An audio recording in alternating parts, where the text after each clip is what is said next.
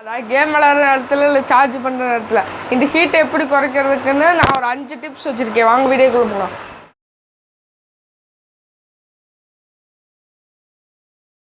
உங்கள் ஃபோனில் செட்டிங்ஸ்குள்ளே போயிட்டு ஆப் பர்மிஷன் மானிட்டர் அப்படின்னு சர்ச் பண்ணுங்கள்.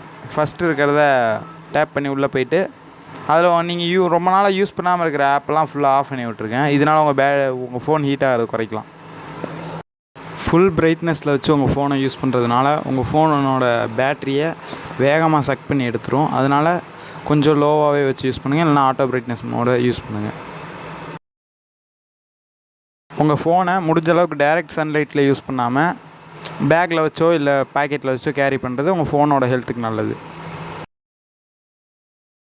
உங்கள் ஃபோனை முடிஞ்ச அளவுக்கு சார்ஜ் பண்ணும்போது கேம் விளாட்றத அவாய்ட் பண்ணிங்கன்னா உங்கள் ஃபோன் பேட்டரிக்கும் நல்லது, ப்ளஸ் ஹீட் ஆகிறதையும் குறைக்கலாம்.